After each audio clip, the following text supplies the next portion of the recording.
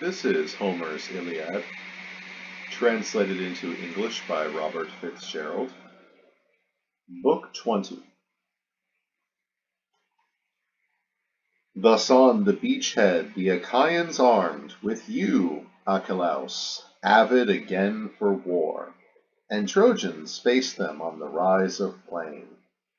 Zeus, meanwhile, from the utmost snowy height of ridged Olympus, gave command to Themis to call the gods together. Everywhere she went about and bade them to his hall. None of the rivers failed to come, not one, except the ocean stream. None of the nymphs, who haunt cool greenwood groves and river heads and inland grassy meads, all made their way to the hall of Zeus, lord of the clouds of heaven, taking their chairs in sunlit courts laid out with all Hephaestus's art in polished stone. So these assembled. Then the god of earthquake heeded the goddess. From the great salt sea he came aloft to take his place among them, asking his brother Zeus what he proposed. Lord of the bright vault, why do you bring us here? Something to do with Trojans and Achaeans, now their lines are drawn and the war flares? And Zeus, who gathers cloud, replied, You know what plan I have in mind and why I called you, why you are here. Men on both sides may perish, still they are dear to my heart. And yet, by heaven, here I stay, at ease upon a ridge. I'll have an ample view here. But you others, go into action, side with men of Troy or with Achaeans, as each has a mind to do. Suppose Archelaus takes the Trojans on alone. Not for a minute will they hold him. In times past they used to shake to see him, and now he's mad with rage for his friend's death. I fear he'll break the wall down, sack the town, before the time has come for it. Lord Zeus fell silent then, but kindled bitter war, and the immortals entered it. They took positions as they wished. Hera, Athena, Poseidon, girdler of the earth, and Hermes, most sharp-witted of them all, Hephaestus, proud and brawny, but with tottery shanks. These were the sea-born Achaeans' partisans. For the Trojans, Ares in a flashing helm, beside him long-haired Phoebus, Artemis, Leto, and Xanthos, and the smiling goddess Aphrodite. Until the gods came near, the Achaeans gloried more, now that Archelaus again had joined the fight so long foregone. Every Trojan felt his knees a-tremble, seeing the great runner armed and flashing like the deadly god of war. When the Olympians joined the lines arrayed, strife came in power, goader of fighting men. Then standing by the moat outside the wall, or on the shore of beating surf, Athena shrieked, and her adversary Ares yelled across from her like a pitch-black hurricane, roaring to Trojans from the heights of Troy, or veering by the course of Simois on Callicolone. So the gods in bliss roused the contenders, hurled them into war, and broke in massive strife among themselves. Out of heaven the father of gods and men thundered crack on crack. Poseidon, heaving underground, made the wide mainland quake, even to craggy mountain peaks. On Ida, white with watercourses, all the slopes and crests were set a-tremble. So was the city Troy, and the grounded ships of the Achaeans. Dread came in undergloom to Aidoneus, lord of shades. He bound from his throne and gave a cry in fear that earth, undone by Lord Poseidon's shaking, would cave in, and the vile, moldy kennels the gods hate might stand revealed to mortals and immortals. That was the measure of the shock created by the onset of the gods. And now, by heaven, against Lord Poseidon, Phoebus Apollo drew his feathered bolts. Against Enyalios, the grey-eyed goddess Athena stood, and like a golden shaft, the archer Artemis of whistling arrows, sister of Apollo, faced great Hera. Leto was opposed by gracious Hermes, wayfinder for souls, and the god of fire Hephaestus faced a mighty eddying river, Xanthos to the gods, to men Scamander. These were the divine adversaries. Archelaus went into that battle wild to engage great Hector son of Priam, with whose blood his heart and soul desired to glut the war god. Straight against him, though, Apollo drove Aeneas. He put courage in this man. Taking Lycaon's voice and look, he said, "Counselor of Trojans, Prince Aeneas, tell me, what of your threats and promises in wine before your peers to face the son of Peleus, Archelaus, in the battle?" And Aeneas answered him, "Lycaon, son of Priam, why demand this when my heart's unready to take that formidable fighter on? It will not be the first time. Once before I met him, and he drove me with his spear from Ida when he raided herds of ours and took Lyrnessos, plundered Pedassos. The Lord Zeus helped me out of it. He gave me wind and legs to run, else I had fallen under Archelaus and Athena's blows. She went ahead of him and cast her light of glory on him, made him with his spear defeat and strip the Leleges and Trojans. This is the point. No man can fight Archelaus. In every battle, one of the gods is there to save him from destruction, while his weapon flies unwavering till it bites its way through some man's flesh. Would the god only bring under equal strain both parties to the fight, Archelaus would not win so easily, not though the man is bronze from head to foot. And Lord Apollo, son of Zeus, replied, "Come, sir, you too invoke the gods, the undying, the ever young. One hears you are yourself a child of Aphrodite. Archelaus comes of a goddess not so high, not like yours, a daughter of Zeus, but born, the seas ancient. Come then, bear your point straight forward, bronze unworn, unbloodied. Never be turned aside by taunts or threats from him." He breathed into the captain's heart a glow of fighting spirit, and Aeneas shouldered forward, helmed in fiery bronze. But Hera glimpsed Anchises' son on the attack, hunting Archelaus through the field. She called her two confederates, saying, "Now take care, Poseidon and Athena, how this action runs its course. There is Aeneas, helmet flashing, facing the son of Peleus. Phoebus Apollo forced him to attack. Why do we not, all three of us, repel him, turn him in his tracks? Or one of us could back Archelaus, give him the edge in power, in stamina, in valor, let him know the high immortals love him.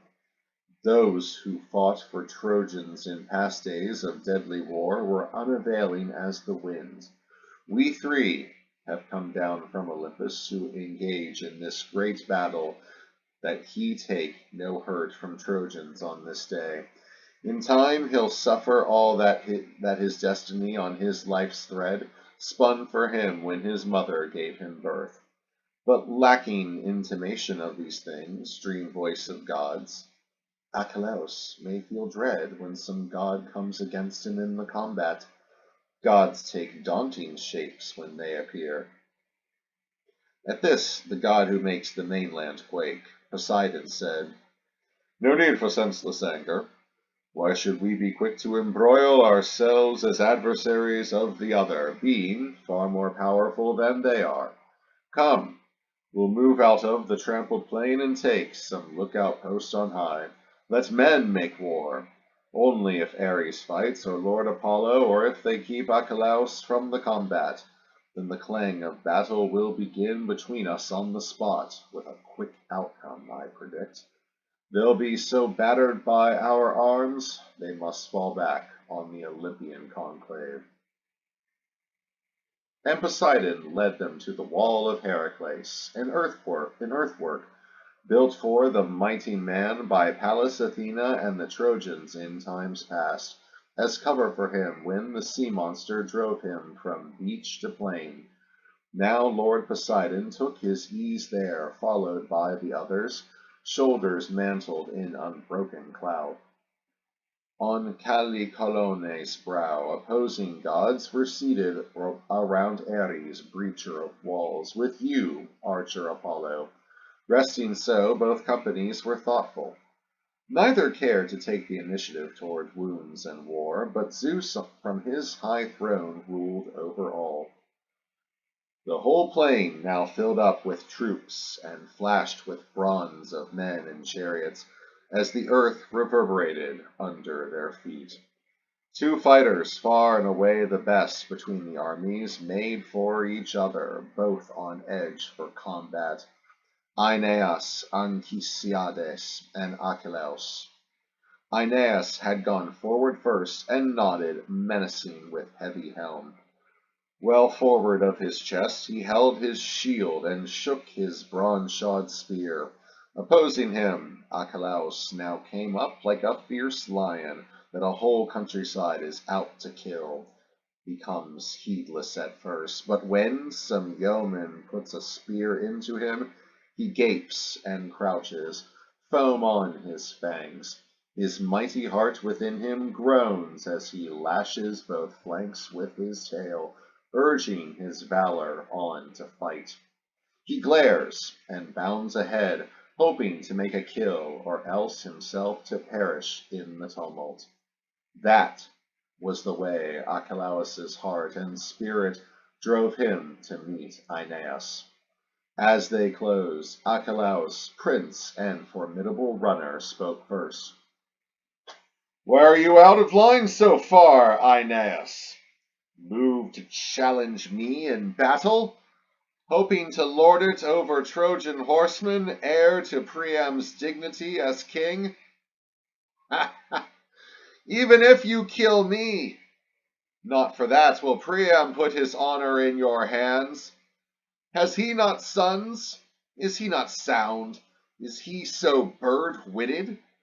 Or have the Trojans parceled garden land, their choicest, in your name, vineyard and plowland rich, for you to tend in case you kill me? Rough work that will be, let me predict. At spear point once before, I think I made you skip. Don't you remember the time I chased you from your herd, alone, down Ida's hills, fast as your legs would take you? You ran without a backward look, ran on into Lyrnessus. But I broke that town in one charge with Athena and Lord Zeus, making its women spoil, taking their day of freedom from them. As for you, Zeus moved to save your life. So did the other gods, but there will be no saving you this time, I think, though luck like that is what you pray for. Now enough, here's my command. Retire on your own people. Make no pass at me, or you'll be hurt. A child or a fool can see what's done when it is done."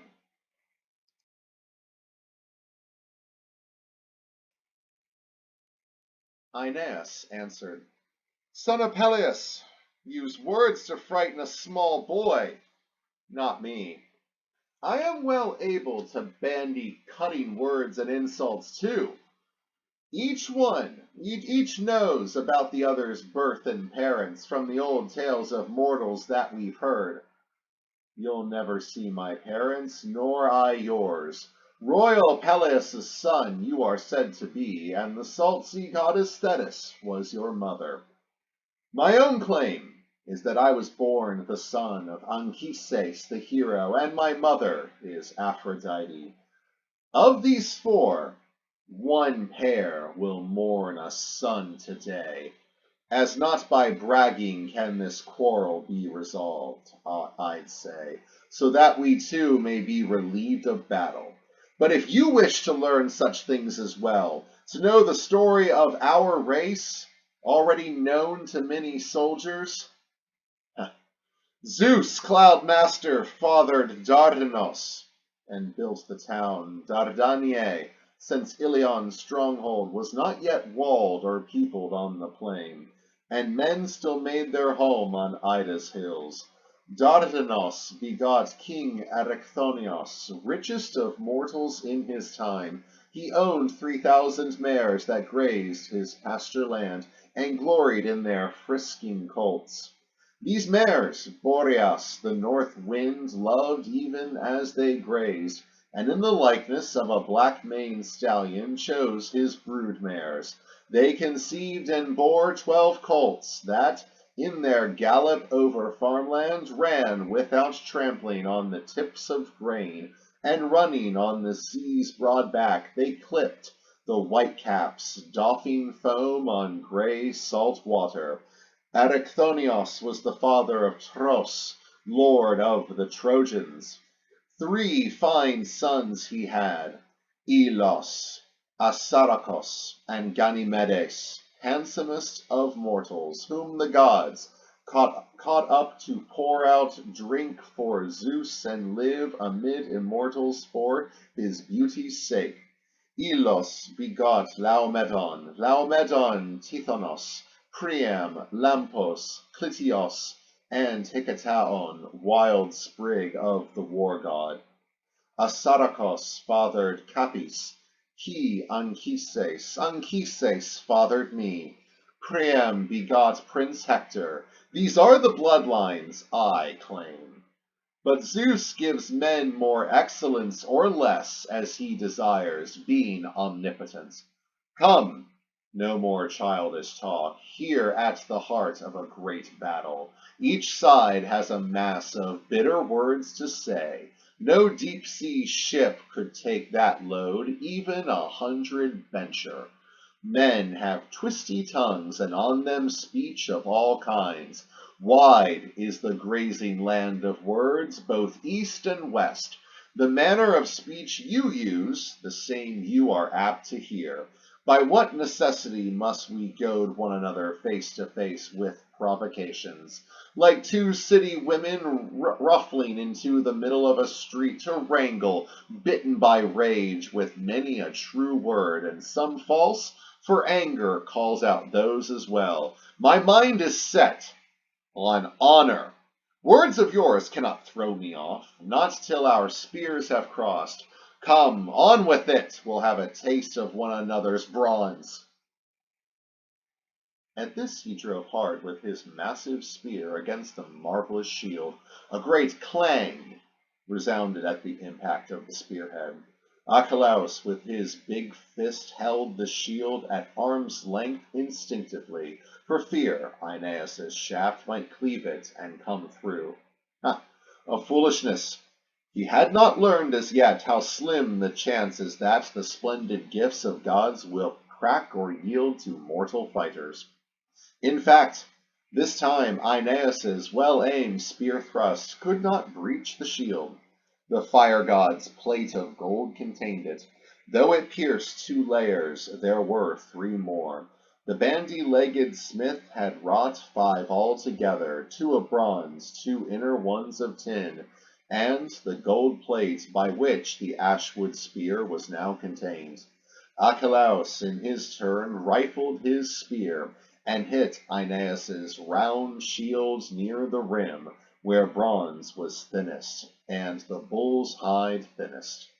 Straight through drove the Pelian ash. The plate gave way screeching. Down Aeneas crouched and held his shield away from him in fear. The spear shaft cleared his back and then struck fast in the battlefield, hurled with such force. It broke asunder 2 discs of the covering shield. But he ducked under it, then stood, and pain in a rush came over him, clouding his eyes for dread of the spear implanted close at hand. Archelaus closed with him, drawing his sword with a wild war cry. But Aeneas bent for a boulder, a huge weight that, as men are in our day, 2 men could not carry. This he hefted easily alone. Aeneas might have smashed his lunging adversary either on the helm or on the shield that had protected him from rending death. Archelaus, with his sword stroke at close quarters, might have slashed the other's life away, had not Poseidon's sharp eye caught the danger. Instantly to his immortal friends he said, "Here's trouble for Aeneas' sake. He goes to dark death at Archelaus' hands, and soon. Being gullible, he listens to Apollo, but that god will not protect him against a foul close. Why must the blameless man be hurt to no good end for the wrongs of others? His gifts were always pleasing to the gods who hold wide heaven. Come now, we ourselves may take him out of danger, and make sure that Zeus shall not be angered by his death at Archelaus' hands. His fate is to escape, to ensure that the great line of Dardanos may not unseeded perish from the world. For Zeus cared most for Dardanos of all the sons he had by women, and now Zeus has turned against the family of Priam. Therefore Aeneas and his sons and theirs will be lords over Trojans born hereafter." The lady Hera answered with wide eyes, "Earthshaker, put your own mind on Aeneas, whether to save him or let him die. By heaven, Pallas and I have taken oath before the immortals many times. We shall not keep the evil day from the Trojans, even when all Troy catches fire, with flames the fighting Achaeans light." On hearing this, Poseidon, shaker of the earth, made off along the battle line through press of spears until he reached Aeneas and Archelaus. Instantly over Archelaus's eyes he cast a battle haze, and pulled his ashwood shaft out of the round shield of Aeneas. Then he laid the spear down at Archelaus's feet, but swept Aeneas off the ground and upward. Lifted aloft by the god's hand, he soared, traversing many lines of men and chariots, until he reached the flank of the wide field where the Caucones entered combat. There Poseidon swiftly said into his ear, "Aeneas, what God has commanded it, this recklessness of challenging Archelaus, a man more powerful than you are, dearer to the immortal gods? No, no, stay clear of meeting him, or else you'll drop before your time into the house of death. Remember, after Archelaus meets his doom, you may be daring. Then go forward, then take on the leaders, for there is no other Achaean who can slay you on the field." With this, since all was said, he left him there, and from Archelaus's eyes he blew away the magic battle haze. With all his might the man stared, and then, full of bitterness, he said to himself, "My God, here is a wonder wrought before my eyes. Here on the ground my spear lies, and there no man to be seen where one stood, and I made my cast to kill him. Aeneas has been dear to the gods then, sure enough, though I had thought his boasts were wind. To hell with him! He'll never have the heart to stand up to me now, glad as he was to slip away from death. Come on, all we Danaans who love war will press the fight against the rest to see what they are made of. At this he bounded back on the first line, calling on every fighter, Soldiers, Achaeans! No more waiting out of range of Trojans! Every man make up his mind to fight and move on his enemy. Strong as I am, it's hard for me to face so many men and fight with all at once. Not even Ares, god though he is, immortal, nor even Athena could face the opening jaws of such a battle and bear the toil alone. And yet I will, so far as I have power in arms and legs and stamina. I'll not ease off, I swear, not for an instant. No, I'll break their line. I think no Trojan crossing spears with me will burn with joy for it. So he cheered them on, and splendid Hector shouted to the Trojans to go against Archelaus.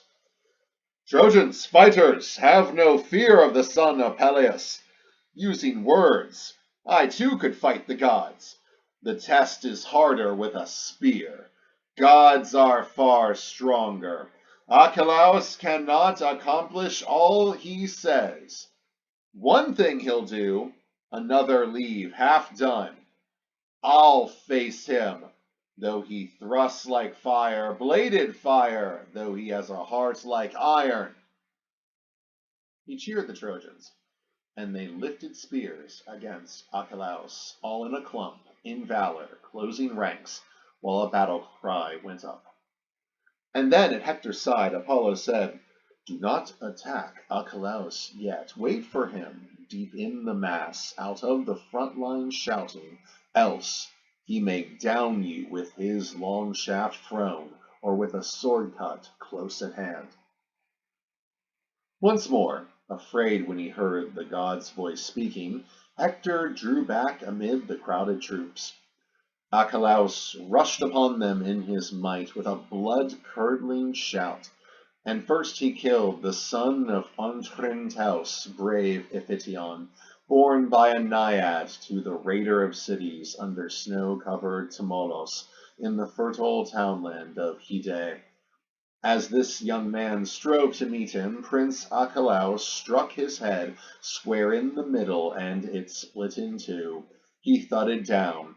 Archelaus then sang out, Terror of all soldiers, there you lie!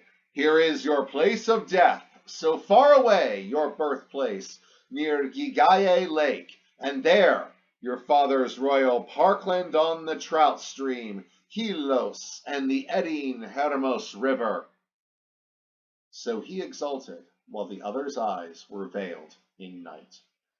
Then chariots of Achaeans cut the body asunder with sharp wheels in the advancing battle. And Archelaus killed a second man, Demoleon, Antenor's son, a good defensive fighter. He hit him on the temple through the helmet, fitted with bronze cheek pieces, and the metal could not hold. The driven spearhead cleft it, broke the temple bone, so that his brains were spattered in the helm. For all his fighting heart, Archelaus downed him. Then Hippodamus, he had left his car to run before Archelaus, but the Achaeans speared him in the back.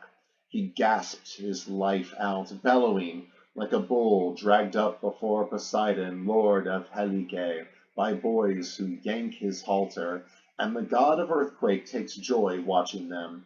Bellowing so, the rugged soul left Hippodamus's bones.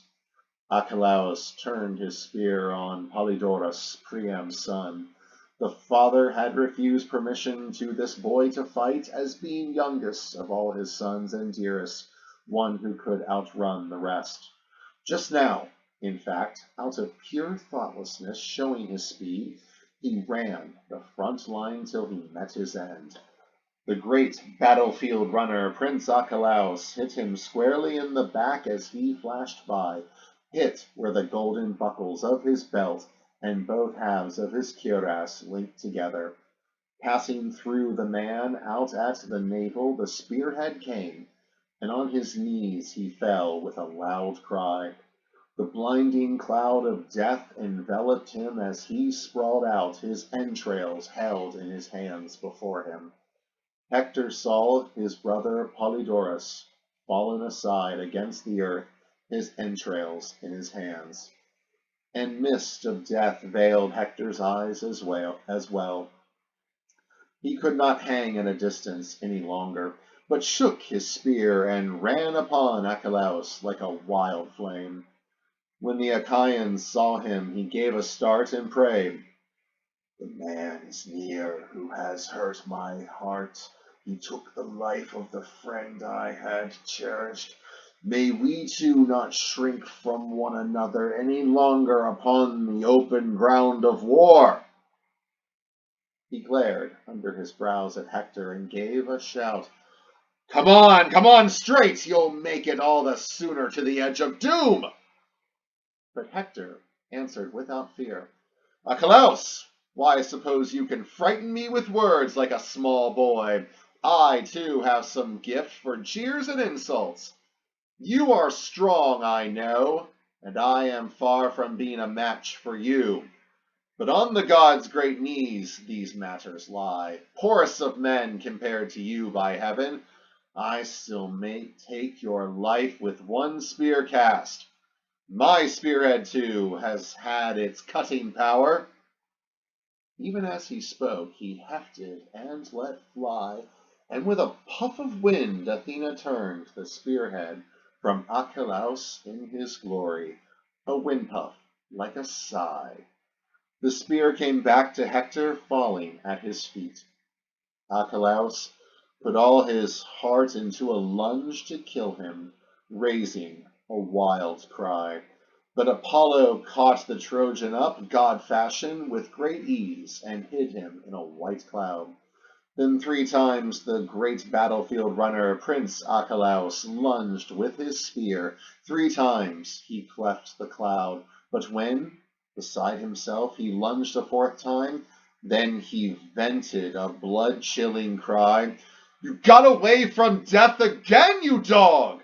An evil hour came near you, but Apollo saved you again. I'm sure you pray to him on entering spear play. Even so, I'll kill you later on sight. If I too have a god beside me, I can tackle others now, whatever Trojan I may find." With this, he jabbed and wounded Dryops in the neck, then left him, fallen at his feet, and turned on Demuchos, Philetor's rugged son, whom he checked with a spear thrust at the knees, then killed with a swinging blow of his long sword. Next he took on Lauganos and Dardanos, Bias's sons, then forced them from their chariot, one with a spear cast, one slashed by the sword. Then Tros, Alastor's son, sank at his knees, and begged the Achaean to take him prisoner, to spare a man his own age, not to kill, but pity him. How witless to imagine Archelaus could be swayed! No moderate temper, no mild heart was in this man, but harsh and deadly purpose. Tros embraced his knees, beseeching him, but with his blade he opened a wound below the liver. Out it slipped, with red blood flowing downward from the wound, filling his lap. Then darkness veiled his eyes, and spirit failed him. But Archelaus moved towards Mulios and hit him with a spear thrust square on the left ear. The bronze point at once punched through and out the ear on the right side. Then he chopped Akeklos, Agenor's son, with his long-hilted sword straight through his head, and all the blade grew hot with blood as dusky death and destiny overcame the man. Deucalion next he speared, where elbow tendons held together, and the spear point pierced through the man's arm. Standing with arm inert, Deucalion waited, seeing death before him. Archelaus aimed a sword cut at his neck and knocked both head and helmet far away. The fluid throbbed out of his vertebrae as he lay stretched upon the earth. Archelaus turned the noble son of Peres, Rigmos, one who had come from the rich land of Thrace. He jabbed him in the belly, and the spearhead stuck in his bowels. He dropped from his chariot. Just as his driver swung the team around, Archelaus hit him with his spear between the shoulder blades, jolting him from the car as the horses panicked. A forest fire will rage through deep glens of a mountain, crackling dry from summer heat, and coppices blaze up in every quarter as wind whips the flame. So Archelaus flashed to right and left like a wild god, trampling the men he killed, and black earth ran with blood. As when a countryman yokes oxen with broad brows to tread out barley on a well-bedded threshing floor, and quickly the grain is husked under the bellowing beast. The sharp-hoofed horses of Archelaus just so crushed dead men and shields. His axle-tree was splashed with blood, so was his chariot rail, with drops thrown up by wheels and horses' hooves. And Peleus' son kept riding for his glory, staining his powerful arms with mire and blood.